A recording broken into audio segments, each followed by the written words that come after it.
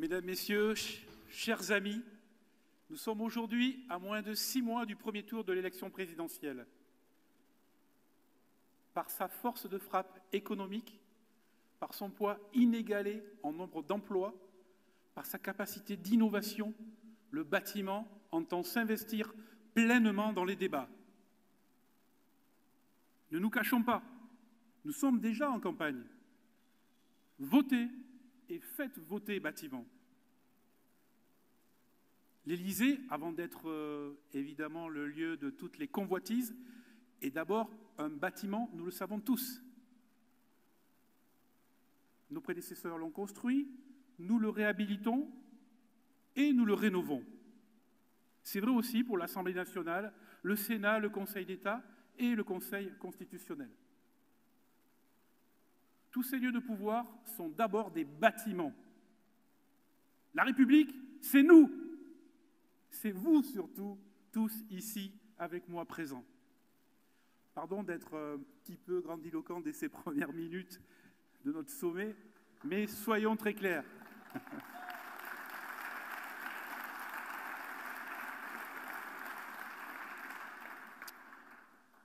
Oui, on va être très clair. Sans les bâtisseurs, la France ne serait pas la France. Il est important de se le dire dans une période qui flirte avec la décroissance et où la construction est parfois assimilée à une atteinte à l'environnement, alors que c'est tout l'inverse. Aux côtés des agriculteurs, les bâtisseurs ont façonné la France depuis des siècles. Nous sommes des acteurs clés de la vie quotidienne des Français. D'ailleurs, pendant la pandémie, les logements, les écoles, les hôpitaux, les résidences d'accueil de nos aînés se sont révélés des lieux essentiels pour nos concitoyens. La question du logement mérite d'être au cœur de cette présidentielle. 4 millions de Français, aujourd'hui, sont mal logés. C'est inacceptable dans un pays grand comme la France. C'est une question de justice. C'est une question de cohésion nationale. À l'heure où la maison brûle, eh bien le bâtiment ne regarde pas ailleurs. Nous savons parfaitement qu'il n'y a pas 2000 solutions pour décarboner notre économie. Il faut agir sur le logement et sur les bâtiments en général. Cela a bien sûr un coût pour les finances publiques. On en parlera tout à l'heure, mais c'est surtout un investissement pour l'avenir et pour nos enfants. Certes, beaucoup de choses ont déjà été faites depuis le Grenelle de l'environnement en 2007. Nous avons formé nos salariés, nous avons boosté l'innovation, optimisé les consommations d'énergie. Et on peut se le dire entre nous, entre quatre yeux, pour la planète, nous avons fait 1000 fois plus sur nos chantiers que Greta Thunberg sur son voilier.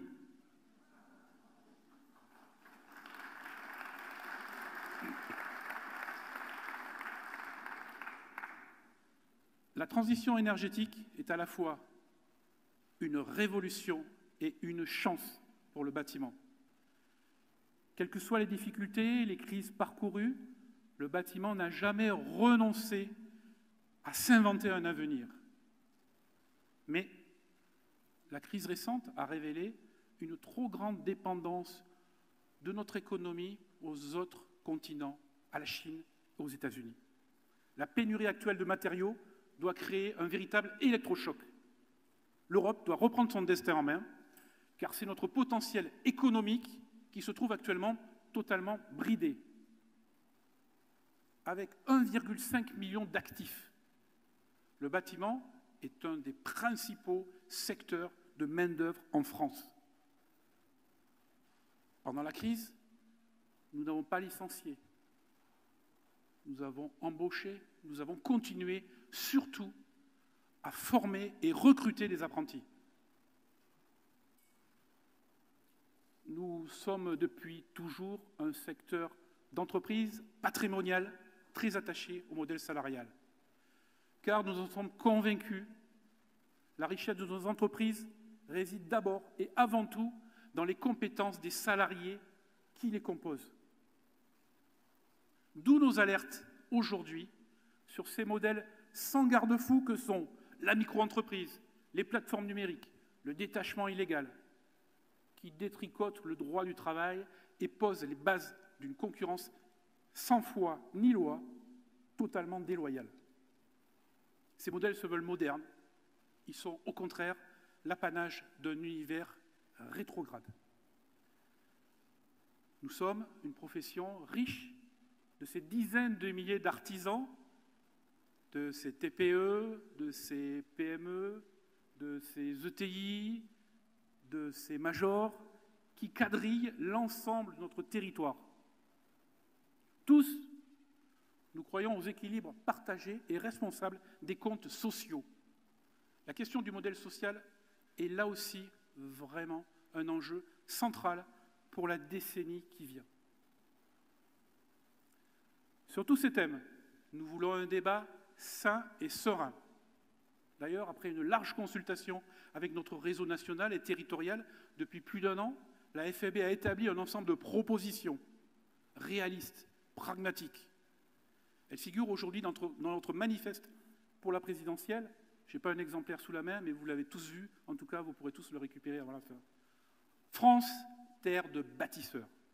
C'est notre programme en vue de cette échéance stratégique qui attend le pays au printemps. C'est ce programme avec lequel nous voulons être entendus de celles et de ceux qui aspirent à gouverner le pays en 2022 et quelques-uns qui seront avec nous tout à l'heure. Toujours loin de toute polémique et de raccourcis faciles, nous voulons une vraie campagne de bâtisseurs, avec, comme sur les chantiers, des compromis toujours très intelligents et des réalisations concrètes. C'est cette campagne que nous amorçons aujourd'hui avec vous tous. Car c'est ensemble que nous continuerons à faire du bâtiment ce qu'il a toujours été jusqu'à présent, un moteur de l'économie tout entière. Alors, mesdames et messieurs, sans plus attendre, place au débat. Merci.